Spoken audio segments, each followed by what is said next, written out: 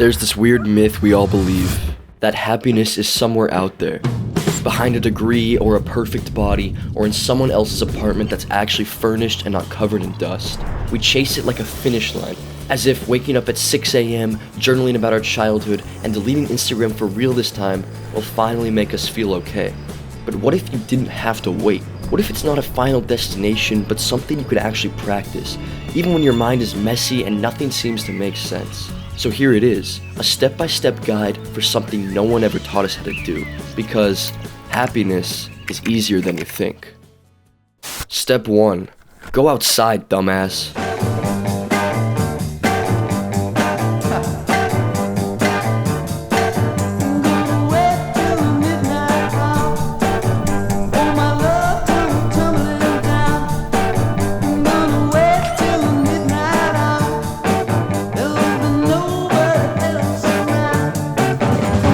Wake up at the crack of dawn. Not because you're inspired or disciplined, but because someone's banging on your door and yelling that you're already late. Hop into a car stuffed with bags, coolers, and one guy who definitely overpacked. That's you this time. Drive south. You don't totally know where, you just know it's warm, there are rocks to climb, and hopefully some trees because you're really trying to sleep in a hammock. You drive for hours. Through silence, through open nothingness, through conversations about women and the moon landing. And eventually, you get there. Sort of. You find some patch of red rock and sagebrush that looks campable, so you unpack. You don't even realize it yet, but that ache in your brain has gone quiet. You feel calm. It's peaceful out here. Not just in the way it sounds, but in the way it feels. You're not checking your phone, you're not checking the time, you're just here, fully. Somehow more alive from doing absolutely nothing productive. So now that you're here, already sunburned and finally settled, it's time to... Step 2. Stop thinking, start doing stupid shit. The brain is a hellhole sometimes. You are not gonna meditate your way to happiness if all you do is sit and spiral. Overthinking is like giving Viagra to Bill Cosby. It only makes things harder and significantly worse. Shut it up by doing literally anything dumb. Climb something you probably shouldn't. Wander out into the middle of nowhere. Light something on fire. Responsibly, of course. The best memories never start with, first we planned everything perfectly. They start with, okay, so hear me out. It's freeing to stop giving a shit. It's healing in the weirdest way possible. You start laughing harder than you have in months. Stupid, immature laughter. The best kind. Your happiest moments won't come from controlling everything. They'll come from letting go, getting your hands dirty, realizing if you have to shit, there's no way for you to wipe your ass, but still somehow making it work. Be chaotic. Be a little reckless. Joy doesn't live in Google Calendar, it lives in the in-between. In the bad ideas And ridiculous detours. In the dumb bets. and middle-of-nowhere pit stops. The trick is letting the dumb stuff happen without overanalyzing it. Don't ruin the moment by trying to make it productive. Get lost on a side quest. See how close you can get your fingers to the fire without burning them off. Try to catch a lizard with your bare hands. Let yourself be bad at things and then laugh at how bad. You're not out here to hit milestones. You're out here to feel something real, without slapping a caption on it or filtering it into fake meaning. Let it be ridiculous. Let it be chaotic. Let it be completely pointless, but still perfect. That's the good stuff, even if no one claps for it. Step 3. Be around people who let you be a little unhinged. You ever hang out with people who make you feel like you have to audition to be liked? Yeah, ditch that. You don't need friends who treat conversations like job interviews. You need people who will roast the shit out of you and then hand you a hot dog with zero context. No one here cares if your major makes sense. No one's asking what your 5-year plan is. They're too busy trying not to fall off a cliff while arguing over whether or not humans are just monkeys that took mushrooms. Because when you're around the right people, you stop second-guessing every weird thing that comes out of your mouth. You start saying the dumbest shit with full confidence, and somehow it gets turned into gospel. You talk about your intrusive thoughts like they're fun facts. You freestyle songs about getting high and stacking bread. This is where the real connection lives, in the unspoken vibe that says you're good exactly how you are.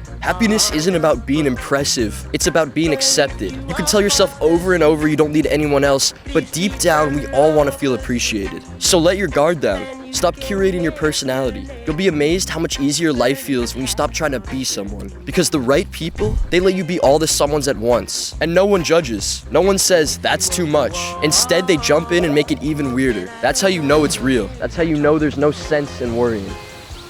This kind of friendship isn't built in a group chat or it's some networking event where everyone's pretending to care. It's built in dirt, sweat, bad breath, and being complete dumbasses. And you wouldn't want it any other way. So go ahead and... Step 4. Lower the bar.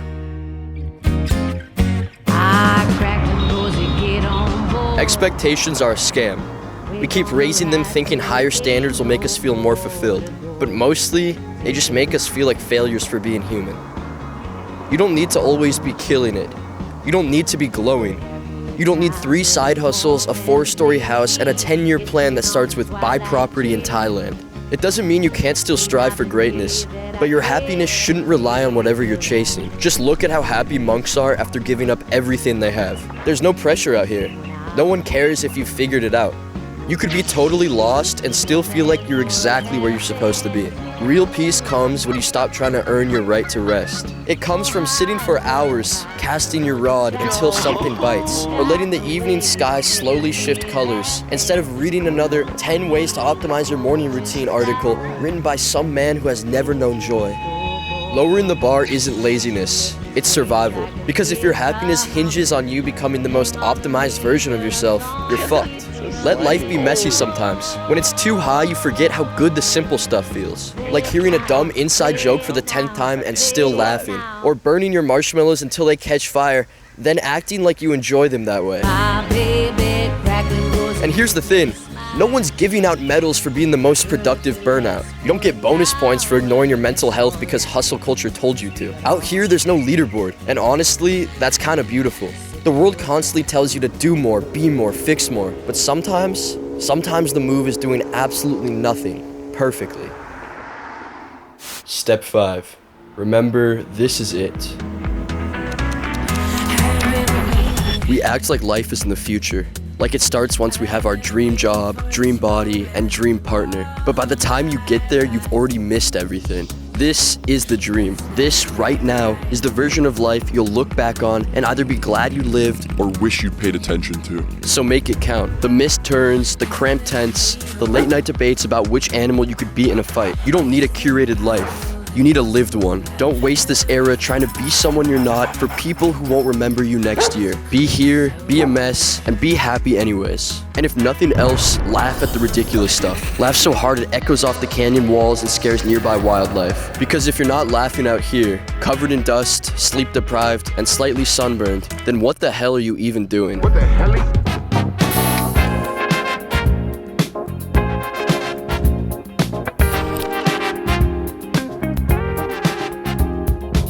So stop trying to make your life look perfect. Make it feel real. Live it in a way that actually makes sense to you, not to some guy on YouTube trying to sell you morning routines and a $500 course. Because this part of life, the part where you can still fuck off with your friends, sleep in the back of a car, and turn nothing into something, this part's as good as it gets, and you won't always get it. Take the trip, burn the food, forget the charger, laugh about all the stupid shit you get into. Happiness is not that deep.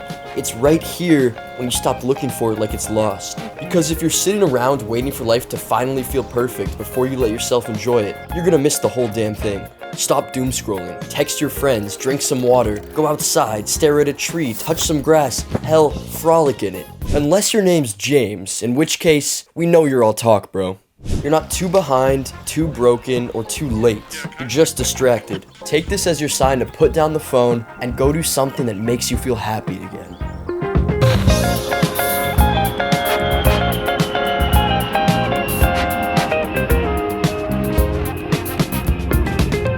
You're still here? That's all I got. I mean, we could have a little moment here, a little one-on-one action. I like the eye contact they're giving me, but that's all I gotta say, man. I got nothing else for you. Go outside, bro. Go get a hobby. I don't fucking know.